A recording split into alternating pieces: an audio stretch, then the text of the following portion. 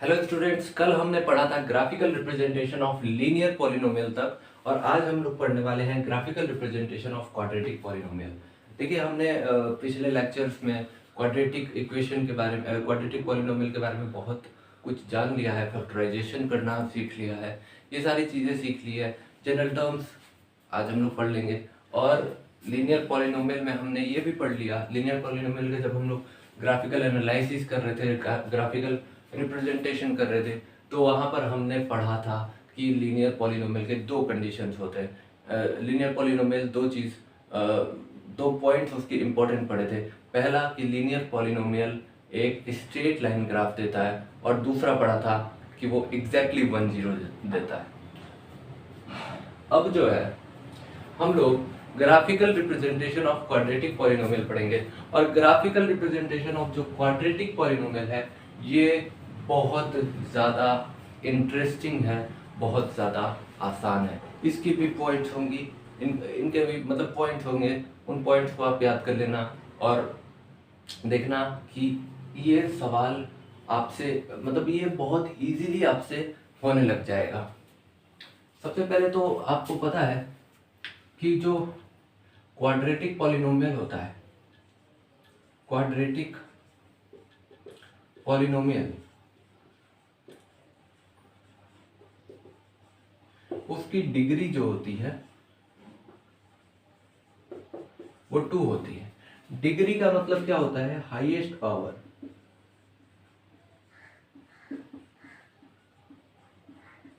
हमने first lecture में भी पढ़ा था इसके बारे में। डिग्री हो गई। अब इसका जनरल फॉर्मूला किस तरीके का होता है मैं बता देता हूँ।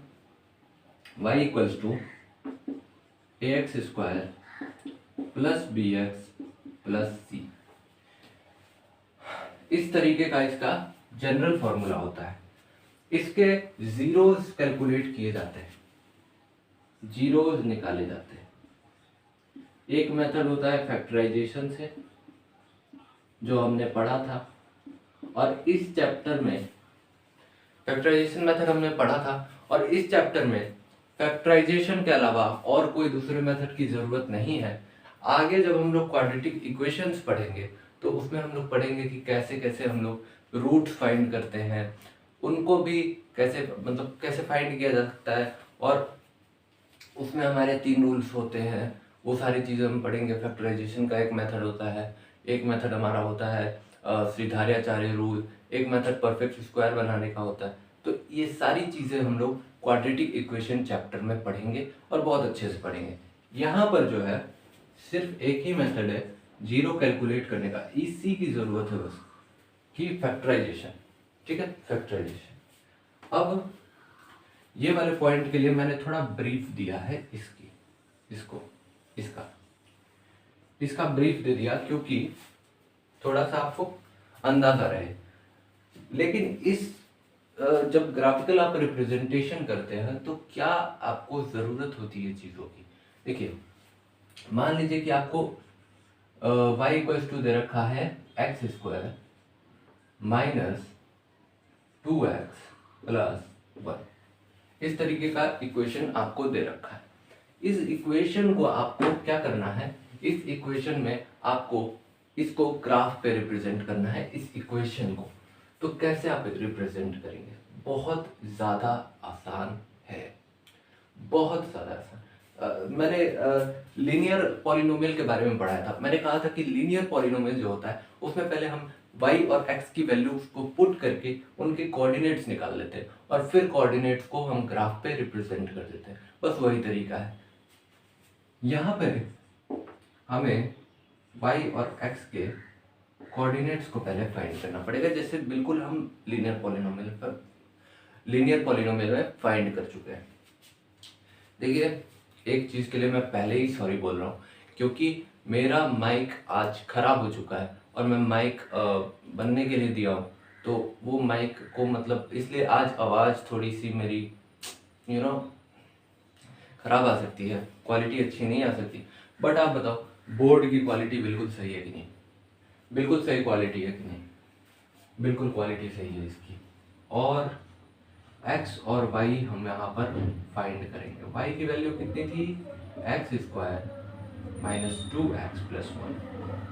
बस कुछ नहीं करना है हमें, x की कुछ वैल्यू डालनी है और उस टाइम पे हमें y की वैल्यू कैलकुलेट करनी है। तो x की वैल्यू मैंने डाली, मान लीजिए 0, मैंने x की वैल्यू डाली 2, मैंने x की वैल्यू डाली 3, मैंने x की वैल्यू डाली 4 और एक नेगेटिव का भी डाल ही लेते हैं, -1 मान लीजिए हमने डाल दिया, ठीक है। -1 0 और ये हो गया मान लीजिए 2, ठीक। इस तरीके से हमने डाल दिया। अब इसमें हमें पुट करना पड़ेगा -1 की वैल्यू। तो -1 की वैल्यू अगर हम यहाँ पे पुट करेंगे तो इसकी वैल्यू कितनी आएगी, -1 का स्क्वायर -2 इंटू -1 प्लस 1। हमने ये -1 की वैल्यू क्या की, x में डाल दी। अब इसको कैलकुलेट करने पे y की वैल्यू हमको निकल कर क्या आएगी, 1 माइनस 1 प्लस 2 प्लस 1 यानी कि 4 आ जाएगा। यहाँ पर 4 आ जाएगा, ठीक है। 1 प्लस -2 और -1 का जो प्रोडक्ट होता है वो +2 होता है और +1, तो यहाँ पर 4 आ जाएगा। तो y की वैल्यू यहाँ पे 4 आ गई। यहाँ पर क्या हो जाएगा, 0 पुट करेंगे, 0 पुट करेंगे और यहाँ पर 1 आ जाएगा। इसी तरीके से यहाँ पर क्या होगा, 2 पुट करेंगे 4 और फिर 2 पुट करेंगे तो यहाँ पे 4 प्लस 1, तो यहाँ पर भी क्या हो जाएगा, 4 माइनस 4 तो कट गया और 1 बच गया। तो क्या ये सही है, 4 माइनस 4 प्लस 1 बिल्कुल सही है ये। और ये भी +1, ये भी +1, ये कैसे हो सकता है भाई, ये पॉसिबल कैसे है, हाउ इज इट पॉसिबल। तो हमने पुट किया, तो 2 अगर हमने पुट किया तो यहाँ पर 4 माइनस 4 प्लस 1, तो यहाँ पर आ गया 1, ठीक है, कोई दिक्कत नहीं है भाई। 1 हो गया भाई, 1 हो गया। और अब क्या होगा, अब क्या होगा, अब क्या होगा, यहाँ पर 4 हम पुट करके देखेंगे, 4 हम पुट करके देखेंगे तो 16 माइनस 2 इंटू 4 प्लस 1, तो ये हो गया 16 माइनस 8 प्लस 1, यानी कि ये हो जाएगा हमारा 16 प्लस 1 17 माइनस 8 9 आ जाएगा, ठीक है। सही है ना, सही है, बिल्कुल सही है। और अब जो है इसकी वैल्यू हम यहाँ पे पुट कर देंगे। अब जो है यहाँ का काम हो चुका है खत्म। अब हमें क्या लिख देना है, इसका कोऑर्डिनेट। कोऑर्डिनेट कितना कितना हो जाएगा भाई, -1 4 0 1 2 1 4 9, इस तरीके से हम इसका कोऑर्डिनेट लिख देंगे। अब जो कोऑर्डिनेट हमने लिख दिया तो हम यहाँ पर बना देंगे एक ग्राफ। ग्राफ हमने बनाया,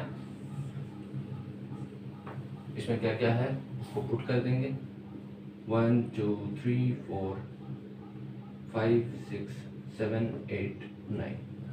यहाँ पे 9 वाला पॉइंट है, यहाँ 1 है, यहाँ 2 है, यहाँ 3 है, यहाँ पे 4 है हमारा, यहाँ 5 है, यहाँ 6 है, यहाँ 7, यहाँ 8, ठीक है। और ऊपर भी जाता जाएगा। यहाँ पर हम पुट करेंगे, ये हो गया हमारा -1, ये हो गया हमारा -2, ये हो गया हमारा -3, ये हो गया हमारा -4, यहाँ आ गया 1, यहाँ आ गया 2, यहाँ आ गया 3, यहाँ आ गया 4, सब पुट कर दिया हमने। ओरिजिन क्या होता है, ओरिजिन पे 0 होता है, 0, 0, x भी 0 y भी 0। x एक्सिस पे क्या होता है, y की वैल्यू 0 होती है, y एक्सिस पे क्या होता है, x की वैल्यू 0 होती है। इतना तो जानते हो यार। अब क्या होगा, -1 और 4 को हमको देखना है, x इक्वल्स टू -1 और y इक्वल्स टू 4, तो x इक्वल्स टू -1 कहें इस तरीके से यहाँ पे आ जाएगा, क्योंकि 4 के बराबरी में आना चाहिए।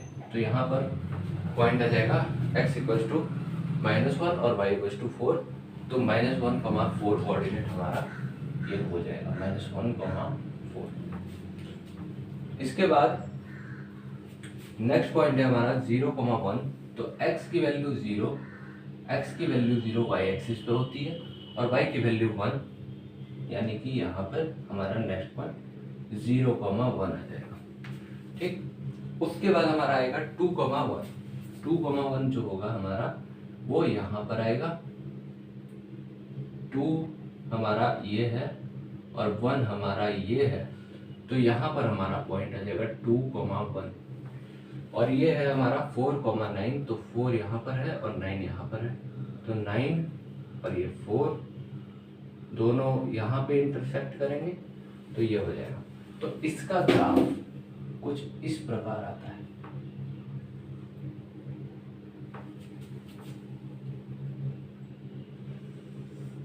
इस प्रकार का ग्राफ आता है, यानी कि ये कुछ अजीब सा ग्राफ है जो 2 बार काट रहा है, एक यहाँ एक यहाँ, 2 जगह पे एक्स एक्सिस को कट कर रहा है। ठीक है, तो क्या होगा कि यहाँ पर काट रहा है तो जो हमारे जीरोस की संख्या होगी, एक्स एक्सिस को जितने बार ग्राफ कट करता है वो क्या होता है, नंबर ऑफ जीरोस। कल हमने इस पॉइंट पे लिखाया था, और ये 2 बार काट रहा है, मतलब यहाँ पर जो है जीरोस की संख्या हमारी 20 हो जाएगी। और 20 तो हो जाएगी, ये बात तो बिल्कुल सही है। अब ये सर ज्योमेट्री क्या है? इस ज्योमेट्री का नाम है पाराबोला। कौन बोला? पाराबोला। पाराबोला हो। अब जो पैराबोला है, पैराबोला के बारे में हम लोग थोड़ा जान लेते हैं कि पैराबोला क्या होता है। पैराबोला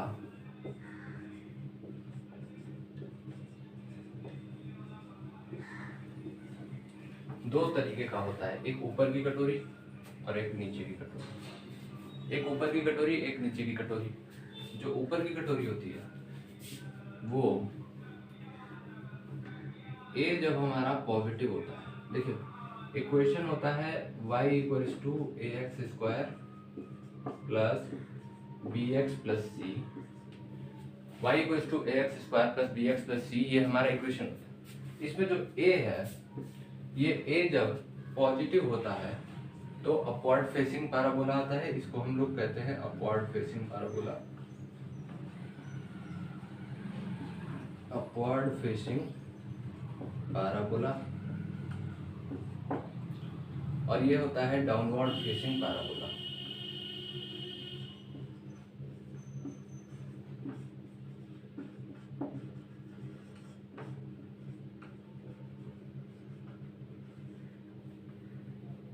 डाउनवर्ड फेसिंग पैराबोला ये तब आता है जब a की वैल्यू नेगेटिव आती है। तो ये हो गया हमारा पैराबोला का। पैराबोला के बारे में हमने थोड़ा जान लिया। अब हम लोग थोड़ा सा जो है ये जानते हैं कि इसमें क्या अहम मतलब इम्पोर्टेंट पॉइंट्स हैं।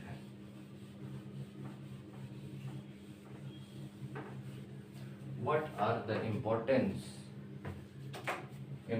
points? तो ये हमने जान लिया। अब जो है क्वाड्रेटिक पॉलिनोमियल के ग्राफ में कुछ चीजें इंपॉर्टेंट होती है, और सबसे पहले तो ये जानिए कि ग्राफ बन कैसे कैसे सकता है। ये एक ग्राफ है क्वाड्रेटिक उसका क्वाड्रेटिक पॉलिनोमियल का ग्राफ है। ये ऐसा बन सकता है, ऐसा बन सकता है, ऐसा बन सकता है, ऐसा बन सकता है, ऐसा भी बन सकता है, ऐसा बन सकता है, और ये ऐसा भी बन सकता है। ठीक है, किसी भी तरीके का बन सकता है। इन सारे कंडीशंस में क्या हो रहा है, a की वैल्यू जो है वो पॉजिटिव है। इसके लिए भी a की वैल्यू क्या है, पॉजिटिव है। इसके लिए a की वैल्यू क्या है, पॉजिटिव है। इस वाले के लिए a की वैल्यू क्या है, नेगेटिव है।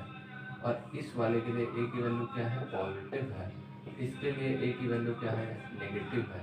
और इसके लिए a की वैल्यू क्या है, नेगेटिव है। तो आवाज को इग्नोर करते हैं। तो ये इस तरीके से है, a का वैल्यू यहाँ पे पॉजिटिव है, यहाँ पे a की वैल्यू नेगेटिव है। इस वाले के लिए, क्योंकि ये डाउनवर्ड फेसिंग पैराबोला है, a की वैल्यू क्या है, नेगेटिव है, यहाँ पे पॉजिटिव, यहाँ पे पॉजिटिव, यहाँ पे नेगेटिव, यहाँ पे पॉजिटिव, यहाँ पे पॉजिटिव, यहाँ पे नेगेटिव, या ऐसा आपको ग्राफ देख करके पता चल जाएगा। क्या आपको अगर ए की वैल्यू आप देखेंगे तो आपको पता चल जाएगा कि आपका जो पैराबोला है वो पॉजिटिव है या नेगेटिव। अब देखिए यहाँ पर, इसको मैं हटा देता हूँ फिलहाल, ए वाले वैल्यूज को, ये तो आपको बिल्कुल समझ में आ जाएगा। अब देखिए मैंने ये बनाया क्यों, देखिए ये वाला जो ग्राफ है, ये एक्स एक्सिस को एक भी जगह पे कट नहीं कर रहा है, इसलिए इसका नंबर ऑफ जीरो आएगा। इसका नंबर ऑफ जीरो ये भी जीरो आएगा, क्योंकि ये भी एक्स एक्सिस को कहीं भी कट नहीं कर रहा है। इसका नंबर ऑफ जीरो, देखिए ये वाले ग्राफ की मैं बात कर रहा हूँ, इस वाले ग्राफ की, तो ये दो जगह पे एक्स एक्सिस को कट कर रहा है, एक यहाँ एक यहाँ, तो इसका नंबर ऑफ जीरो 2 आएगा। इसको देखिए, ये एक बार एक्स को कट कर रहा है, इसलिए इसका नंबर ऑफ जीरो 1 आएगा। इसको देखिए, ये एक बार दो बार कट कर रहा है, ये वाला जो ग्राफ है, ये वाला, ये दो बार कट कर रहा है, एक यहाँ पे कट कर रहा है, एक यहाँ पे कट कर रहा है, तो ये दो बार कट कर रहा है, तो इसका नंबर ऑफ जीरो जो होगा 2 आएगा। ये एक भी बार कट नहीं कर रहा है, तो इसका नंबर ऑफ जीरो कितना आएगा, ये 0 आएगा। ये एक बार टच कर रहा है, तो इसका नंबर ऑफ जीरो कितना आएगा, 1 आएगा। तो इस तरीके से हमारा ग्राफ का जीरो आएगा। तो पॉइंट है हमारा इंपॉर्टेंट पॉइंट कि क्वाड्रेटिक पॉलिनोमियल में number of zeros can be 0, 1 और 2। नंबर ऑफ जो जीरोस हैं वो 0 भी हो सकते हैं, 1 भी हो सकते हैं और 2 भी हो सकते हैं। Maximum number of zeros, maximum number of zeros 2 होंगे। ठीक है, ये बात आपके समझ में आ गई। 2 पॉइंट हमारे यहाँ पर भी हो गए। पहला कि number of zeros can be 0, 1 और 2, और मैक्सिमम नंबर ऑफ जीरोस 2 होने चाहिए। और एक और पॉइंट है कि क्वाड्रेटिक पॉलिनोमियल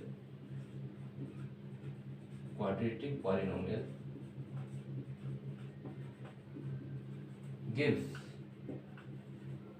parabolic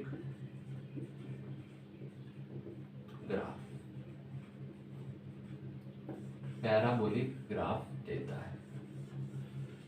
अब एक इंपॉर्टेंट बात आप मतलब याद रखिए या समझ लीजिए, आगे भी बहुत सारे ग्राफ आते हैं, क्यूबिक ग्राफ आता है और दूसरे अलग अलग टाइप के ग्राफ आते हैं, कोई भी ग्राफ दे देता है। तो एक बात याद रखिए, क्यूबिक पॉलिनोमियल का ग्राफ आता है वो और ज़्यादा बेंड करता है।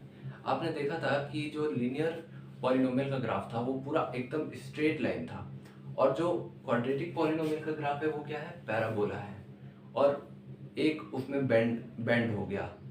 वो जो ग्राफ था स्ट्रेट लाइन वाला वो लीनियर के लिए था, लेकिन जैसे डिग्री बढ़ी वो ग्राफ क्या हुआ, बेंड हो गया थोड़ा, और डिग्री बढ़ेगी और ज़्यादा बेंड हो जाएगा, और डिग्री बढ़ेगी और ज़्यादा बेंड हो जाएगा। तो जितनी ज़्यादा डिग्री बढ़ेगी उतना वो ग्राफ बेंड होता चला जाएगा। क्यों? क्योंकि y के साथ x की वैल्यू बहुत तेज़ी से बढ़ती है। अगर डिग्री बढ़ती जाती है तो x की वैल्यू बहुत ज़्यादा तेज़ी से बढ़ती है। इस वजह से जो ग्राफ होता है वो बेंड होता चला जाता है। कम y बढ़ेगा, x की वैल्यू और तेज़ी से बढ़ जाएगी, तो तेज़ी से बढ़ती जाएगी तो वो और बेंड होता जाएगा। तो इसलिए ये मतलब ये मैंने जनरली आपको बताया है। बाकी अगर आपको क्यूबिक पॉलिनोमियल का ग्राफ देखना है तो मैं दिखा देता हूँ आपको क्यूबिक पॉलिनोमियल का ग्राफ। और इसके बाद हम लोग करेंगे,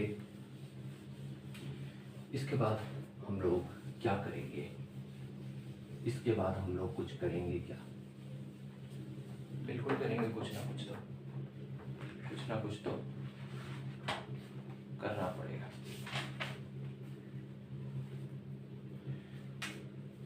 क्यूबिक पॉलिनोमियल का ग्राफ बनता है कुछ इस टाइप का ग्राफ बनता है क्यूबिक पॉलिनोमियल का। और क्यूबिक पॉलिनोमियल के ग्राफ में बेंडिंग की संख्या देखिए, बेंडिंग देखिए आप, ये था लीनियर का, ये था लीनियर का, और ये था उसके क्वाड्रेटिक का ग्राफ देखिए ऐसा था। और इसको देखिए ये और ज़्यादा बेंडिंग लेकर के आ रहा है, और आप ग्राफ का वो बढ़ाएंगे तो ये और ज़्यादा बेंडिंग लेते आएगा, और ज़्यादा बेंडिंग लेके आएगा, मतलब बढ़ता ही जाता है उसका बेंडिंग। और मतलब ये इतना नीचे नहीं आएगा और ये ना इतना ऊपर आएगा, ये कुछ यहाँ तक आएगा, ये यहाँ तक आएगा, और ये साथ आगे बढ़ते बढ़ते कम होता जाता है वैल्यू, मतलब ये वाली चीज़ ये कम होती जाती है एक्स के साथ।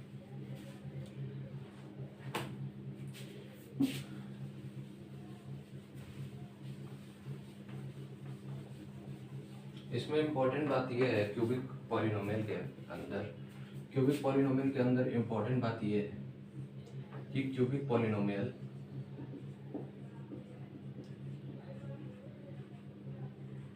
के नंबर ऑफ जीरोस 0, 1, 2 और 3 ये सब हो सकते हैं। तो ये भी हो सकता है कि एक क्यूबिक पॉलिनोमियल का 0 जीरोस हो, इस तरीके से मान लीजिए ये ग्राफ यहाँ पे आ गया तो इसका एक भी 0 नहीं है, 1 0 भी हो सकता है, ऐसा कुछ आ गया नहीं, इसके 2 जीरो यहाँ पे आ गए, एक आ जाएगा, ये 1 0 हो गया, इसका एक ही 0 है, इसके आप 3 0 देख पा रहे हो। तो ऐसे ऐसे ग्राफ आते हैं, ठीक है। अब जो है इतना के बाद हम लोग अब पढ़ने जा रहे हैं relationship between zeros and coefficient of polynomials.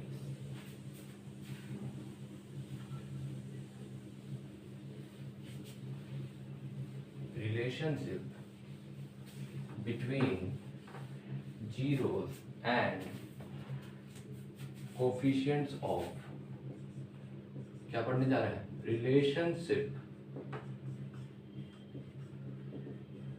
between zeros and coefficients। देखिए लीनियर के लिए सबसे पहले लीनियर पॉलिनोमियल, इस पॉइंट की क्या खासियत, क्या मतलब ज़रूरत क्या है इसकी, इस पॉइंट को पढ़ने की। क्योंकि मान लीजिए कि आपको डायरेक्टली कोई इक्वेशन दिया हुआ है जहाँ से आप कोफिशिएंट्स की मदद से सिर्फ कोफिशिएंट्स देख करके आप जीरोस पता लगा सकते हैं, तो वहाँ पे आपको अननेसेसरीली सॉल्व करने की ज़रूरत नहीं पड़ेगी। प्लस एक और चीज़ है, कोफिशिएंट के बेसिस पे भी कई बार सवाल दे देता है, तो आपको वहाँ पर भी आसानी होगी, या मतलब वो सवाल इसी तरीके से सॉल्व हो। एक लीनियर पॉलिनोमियल अगर है ax प्लस बी, तो इसमें जो a होता है वो होता है कोफिशिएंट ऑफ x,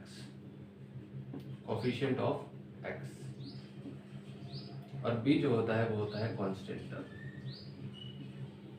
ठीक है। तो लीनियर पॉलिनोमियल में जब आप सॉल्व करते हैं, मान लीजिए कि यहाँ पे आपने सॉल्व किया y = 3x + 1 का 0, y = 3x + 1 का आपने 0 निकाला, तो y = आपको 0 करना पड़ेगा, यानी 3x + 1 को आप 0 करेंगे, और यहाँ से आप x की वैल्यू निकालेंगे, -1/3 आएगी। तो ये देखिए यहाँ पे 1 और 3 हमारे इक्वेशन में भी था, प्लस एक और हम सॉल्व करके देख लेते हैं, 2x प्लस 5 अगर हमने लिखा और हमको जीरोस कैलकुलेट करना है तो हमको y इक्वल्स टू 0 करना पड़ेगा। y इक्वल्स टू 0 किया हमने तो 2x प्लस 5 बराबर 0 हो जाएगा। तो x की जो वैल्यू आएगी वो -5/2 आ जाएगी। तो ये देखिए यहाँ पे आप फिर से देख रहे हैं कि 5 और 2 भी इक्वेशन में था। तो यहाँ से हमने पैटर्न को एनालाइज किया और यहाँ से हमको समझ में आया कि for linear polynomial 0 is equals to minus of constant term, देखिए ये जो है ये कांस्टेंट टर्म है, minus of constant term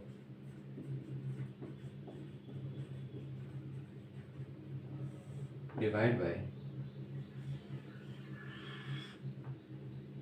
coefficient of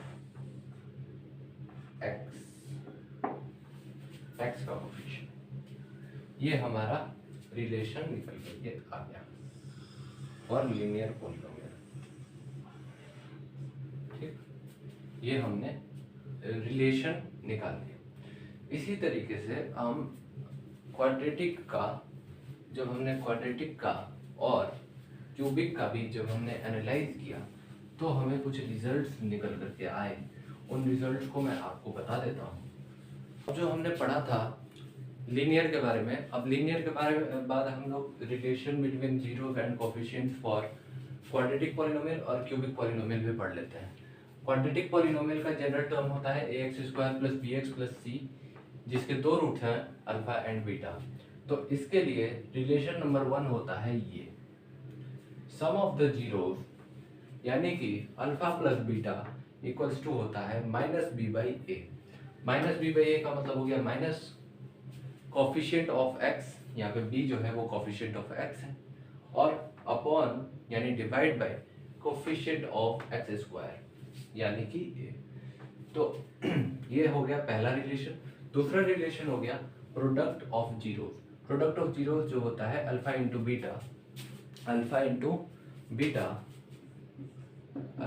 beta वो आता है c/a, और c/a जो होता है c यहाँ पर कांस्टेंट टर्म है divide by a coefficient of x²। ये हो गया हमारा दो रिलेशन, 1 और 2। क्यूबिक पॉलिनोमियल का जनरल एक्सप्रेशन कुछ इस प्रकार होता है ax का cube plus bx² plus cx plus d equal to 0। इसके 3 रूट्स हैं अल्फा, बीटा और गामा। अल्फा, बीटा और गामा, तो सम ऑफ जीरो इसके alpha plus beta plus gamma equals to हो जाएंगे -b/a, that is equals to minus, जो b है यहाँ पे b को देखिए, coefficient of x² divide by coefficient of x का क्यूब। a जो है वो कोफिशिएंट ऑफ x का क्यूब है यहाँ पे, तो -b/a हो गया alpha plus beta plus gamma, यानी कि सम ऑफ रूट्स का वैल्यू -b/a हो गया, यानी कि minus coefficient of x² divide by coefficient of x का क्यूब। इसी तरीके से sum of zeros taken 2 at a time, यानी दो रूट्स को एक साथ ले करके एक दूसरे से मल्टीप्लाई करके उनको अगर हम जोड़ें तो उसका जो सम आता है वो आता है c/a। c/a का मतलब हो गया c यहाँ पर क्या है, कोफिशिएंट ऑफ x, और a जो है वो कोफिशिएंट ऑफ x का क्यूब, यानी कि जो sum of roots taken 2 at a time की जो वैल्यू आएगी, यानी alpha beta plus beta gamma plus gamma alpha, उसकी जो वैल्यू आएगी वो आएगा c/a, यानी कि coefficient of x divide by coefficient of x का क्यूब। अब हम लोग पढ़ेंगे उसके बाद हमारा जो रिलेशन है वो है product of zeros. Product of zeros for cubic polynomial कितना हो जाएगा, alpha into beta into gamma, उसकी वैल्यू होती है -b/a, यानी कि minus of constant term divide by coefficient of x का क्यूब। तो ये हमारे रिलेशंस हो गए लीनियर, क्वाड्रेटिक और क्यूबिक पॉलिनोमियल्स के। तो अब हम लोग पढ़ेंगे डिवीजन एल्गोरिथम के बारे में डिवीजन एल्गोरिदम कुछ नहीं है, जस्ट इट इज अबाउट, जैसे डिवीजन हमने पढ़ा था रियल नंबर में जैसे डिवीजन एल्गोरिदम पढ़ा था, यूक्लिड्स डिवीजन एल्गोरिदम पढ़ा था, यूक्लिड्स डिवीजन लेमा पढ़ा था, उसी तरीके का यहाँ पर डिवीजन एल्गोरिदम भी है। डिवीजन एल्गोरिदम, इसमें जो है px होता है डिविडेंड, qx हो जाएगा कोशेंट, qx हमारा कोशेंट, gx कुछ मान लीजिए कि डिवाइजर है, और मान लीजिए rx कुछ रिमाइंडर है।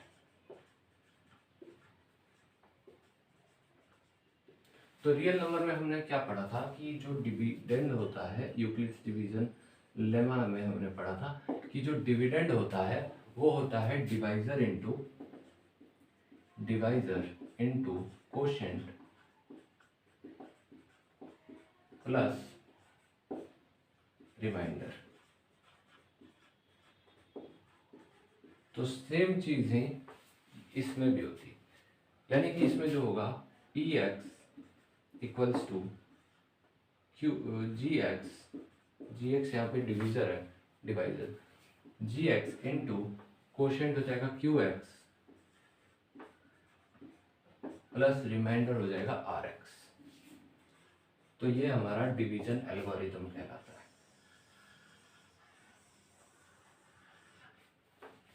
डिवीजन एल्गोरिदम कहलाता है। अब हम एक बार किसी पॉलिनोमियल को डिवाइड करके देख लेते हैं और फिर उस पर देख लेते हैं कि ये डिवीजन एल्गोरिदम सेट हो रहा है कि नहीं हो रहा है। तो अब हम लोग इसको डिवाइड करके इसको सॉल्व करेंगे और यहाँ से पता लगाएंगे कि तो अब हम लोग इसको डिवाइड करेंगे, इसको सॉल्व करेंगे और यहाँ से पता लगाएंगे कि क्या हमारा डिवीजन एल्गोरिदम सही है या गलत है। तो हमने यहाँ पर डिवाइड करना स्टार्ट किया। देखिए डिवाइड करने का बेसिक तरीका यही है कि ये वाला जो है फर्स्ट टर्म, यानी कि जो हाईएस्ट पावर है, उससे हमको सोचना है कि इसकी जो हाईएस्ट पावर वाली है वो कितने बार में कटेगी, यानी कि फर्स्ट टर्म को हमको सबसे पहले काटना है। तो सबसे पहले इन दोनों को, इसको कंप्लीटली कट हो जाना चाहिए। पहला टर्म इसमें का जो है वो कंप्लीटली कट हो जाना चाहिए, ऐसा कोई नंबर सोचेंगे। तो एक्स स्क्वायर में हम ऐसा क्या मल्टीप्लाई करें कि 4x का क्यूब आ जाए। तो हम 4x मल्टीप्लाई करेंगे, 4x से मल्टीप्लाई करेंगे तो 4x का क्यूब यहाँ पे आ गया। अब ये 4x इससे मल्टीप्लाई होगा, 4x इंटू 2x हो जाएगा हमारा 8x plus 8x, 3 into 4x हमारा हो जाएगा, ये 8x स्क्वायर हो गया ना, 3 प्लस 4x हमारा हो 3 इंटू 4x हमारा हो जाएगा प्लस 12x। अब हमें क्या करना है, हमें यहाँ पे साइन चेंज करना है। जहाँ जहाँ प्लस है वहाँ वहाँ माइनस नीचे लगा देंगे, और अब जो हमने साइन चेंज किया वही साइन हम यहाँ पे मान लेंगे और यहाँ पर हम माइनस कर देंगे। तो 4x का क्यूब माइनस 4x का क्यूब हमारा कट जाएगा और 0 आ जाएगा। Minus 2x square minus 8x square हो जाएगा, minus 10x square, 3x minus 12x हो जाएगा माइनस 9x।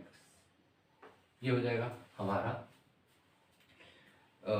ठीक है, ये बिल्कुल सही है, चलो बिल्कुल सही है, ठीक है।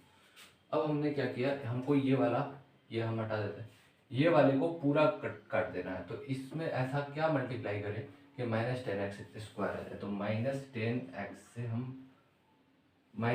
से हम मल्टीप्लाई करेंगे तो यहाँ पे आ जाएगा माइनस 10x स्क्वायर, यहाँ पे आ जाएगा प्लस, यहाँ पे आ जाएगा माइनस 10 इंटू 2 अगर हम करेंगे तो माइनस 20x आ जाएगा। माइनस 10 इंटू 2x हमने किया तो माइनस 20x आ गया, और ऊपर से हमने 4 को भी उतारना है तो ये 4 है, और इस 4 को के लिए हम यहाँ पे -10 इंटू +3 करेंगे तो -30 आ जाएगा।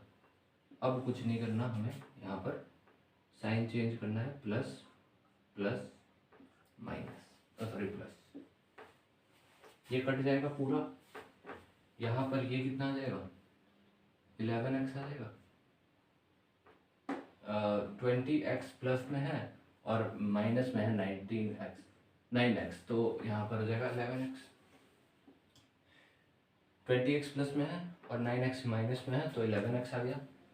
यहाँ पे प्लस तो +34 आ गया।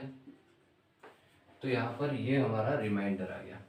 अब आप इसको पुट करके उस फॉर्मूले में देखिएगा तो आपको ये वाली चीज़ मिल जाएगी लास्ट में। तो आपका डिवीजन एल्गोरिथम इस तरीके से ख़त्म हो जाएगा और यहीं पे आपका चैप्टर हो चुका है ख़त्म। और अब मैं यहाँ पर एक आइडेंटिटीज़ की फ़ोटो डाल देता हूँ और वो फ़ोटो आप देख लीजिएगा, उसको याद कर लीजिएगा। और वो एल्जेब्रिक आइडेंटिटीज़ है उसकी ज़रूरत आगे भी पड़ेगी और यहाँ पर इस चैप्टर में भी दिया हुआ है एनसीईआरटी में, तो उसकी ज़रूरत पड़ती है, तो उसको आप याद कर लीजिएगा। क्वेश्चन हम लोग नेक्स्ट पार्ट में करेंगे, अभी नहीं करेंगे, 1-2 दिन के बाद मैं सारे क्वेश्चंस करूँगा, क्योंकि ये वाला जो चैप्टर था ये बहुत ज़्यादा टाइम लिया, क्योंकि बीच में बहुत सारी चीज़ें हुई, टेक्निकल मिस्टेक्स हुए, तो इसलिए मतलब अब आगे से नहीं होंगे वो मिस्टेक्स। और कोशिश कर रहा हूँ कि और बेटर क्वालिटीज़ आपको देने की कोशिश कर रहा हूँ। तो अभी स्टार्टिंग में मिस्टेक्स होंगे बट इम्प्रूव करेंगे टाइम के साथ।